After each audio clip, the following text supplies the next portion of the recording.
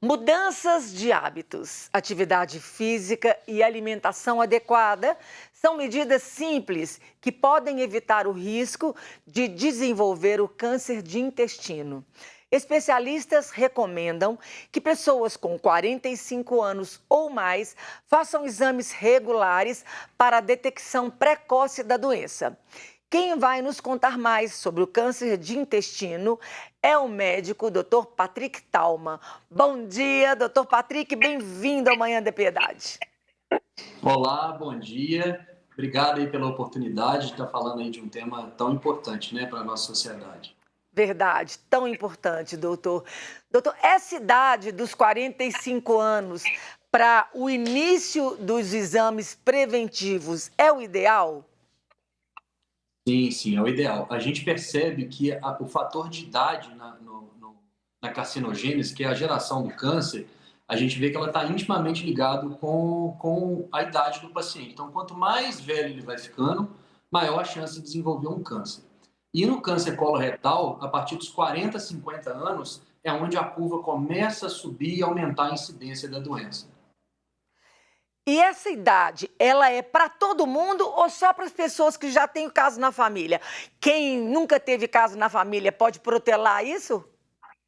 Não, veja bem, pacientes com médio risco de desenvolver o câncer coloretal, a idade preconizada é 45 anos. O INCA até orienta 50 anos, mas a partir de 45 anos, algumas diretrizes internacionais, elas orientam já começar o rastreio. Como que começa isso de forma fácil para as pessoas entenderem? Quando antes dos 45 anos, a pessoa já tem que ir no médico, já tem que ir no seu clínico, na assistência primária, né, para já programar isso. Caso ela tenha alguma síndrome genética na família, um histórico familiar ou histórico pessoal forte, essas recomendações podem ser variadas e vai depender do médico que está acompanhando, né? Essa idade de 45 anos são para risco médio do desenvolvimento da doença. Doutor, quais são os sinais de alerta do câncer de intestino? Como que começa o organismo a te mandar sinais que está acontecendo? Vale muito a pena falar disso, que a gente falando sobre rastreio, quer dizer que a gente quer pegar a doença antes de aparecer sintomas, né? É quando a gente faz o exame de imagem e detecta até lesões pré-cancerígenas, que não viraram câncer ainda. Por isso que é importante o rastreio desses pacientes. Que você faz o exame de colonoscopia, por exemplo, detecta alguns pólipos que podem ser lesões que podem vir a virar algum câncer. Pode Uhum. virar algum câncer em algum momento.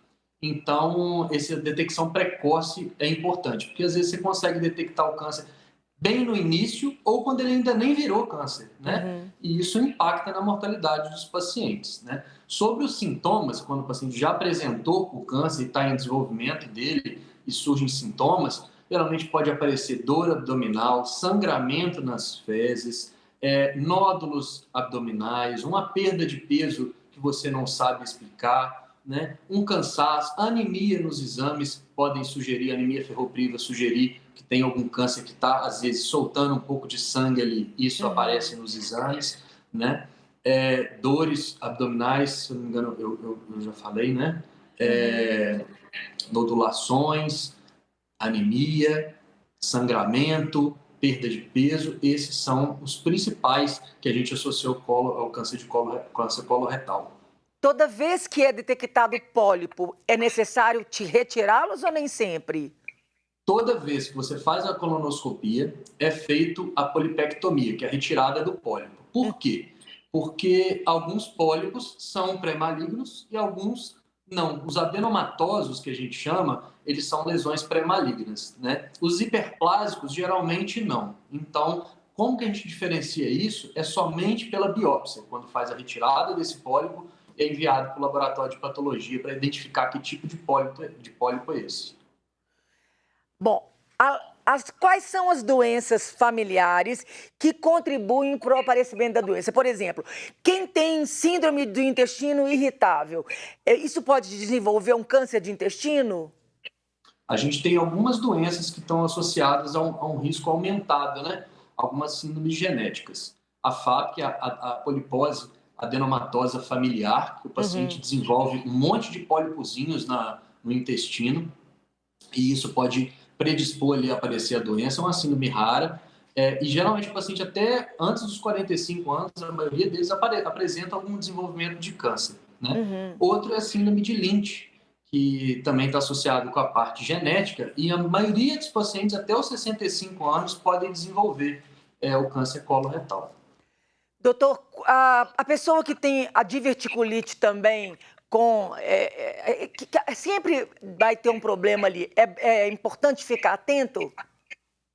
Tudo tem os pacientes, isso que eu falei da parte genética, né, está associada a síndromes, Uhum. e tem também as doenças inflamatórias intestinais, né, síndrome de Crohn, colite retroulcerativa, tudo que leva ali a uma inflamação crônica pode predispor a desenvolver um câncer.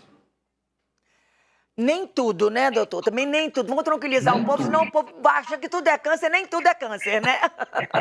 Exatamente, nem tudo é câncer, né? Mas é muito importante um médico estar avaliando os sintomas, a história clínica do paciente, os exames, para poder juntar isso tudo e poder ver o risco que o paciente tem de desenvolver ou a necessidade e a periodicidade dos exames a serem realizados.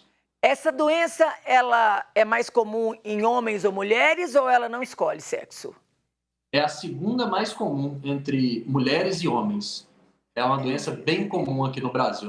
A incidência dos pacientes masculinos, né, no caso, o maior é o câncer de próstata, nas mulheres mama, e segundo vem a incidência de câncer coloretal. Então, ele é Uhum. bem prevalente aqui na nossa sociedade, aqui no Brasil.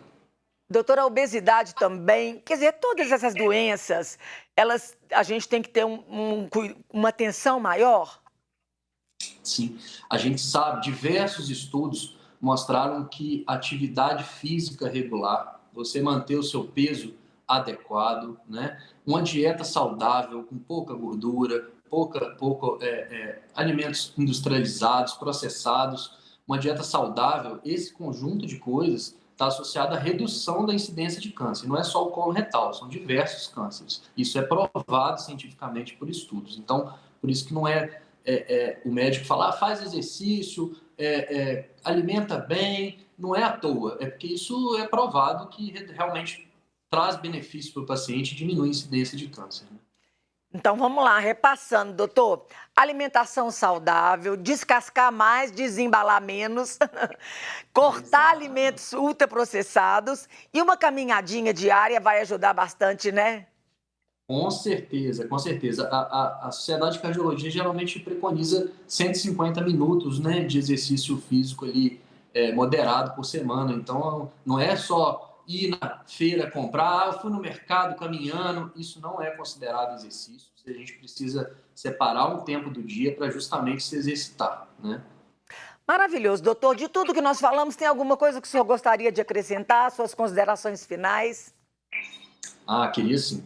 Essa parte, no Brasil, a gente preocupa muito com a parte de tratamento e a gente esquece do rastreio, de olhar, descobrir as coisas antes. E a gente sabe no câncer que descobrir antes, você detectar alguma lesão antes, inicial, a taxa de cura é muito alta, né? Principalmente para o câncer coloretal. Você evita até, às vezes, de você evitar uma quimioterapia quando você faz a ressecção. Então, a parte de prevenção, ela é super importante. A gente tem que valorizar mais isso aqui no nosso país, né? E não já descobrir as coisas quando já estão avançadas, quando já estão mais, os pacientes estão com mais sintomas. É isso que vai trazer a debilidade clínica, né, para os pacientes e diminuir a taxa de cura. Então, vamos tentar mudar um pouco a cabeça, procurar o médico com antecedência, né, ver quais são os exames necessários para fazer.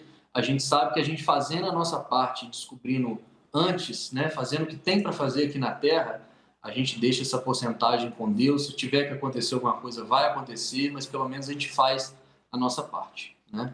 Maravilhoso, claríssimo, doutor Patrick. Gente, lembrando que o Instagram do doutor Patrick, Patrick com CK Talma. Patrick Talma, tá na tela. Doutor Patrick, muito obrigada de separar o seu dia para Obrigado. conversar conosco. Deus abençoe muito o seu trabalho.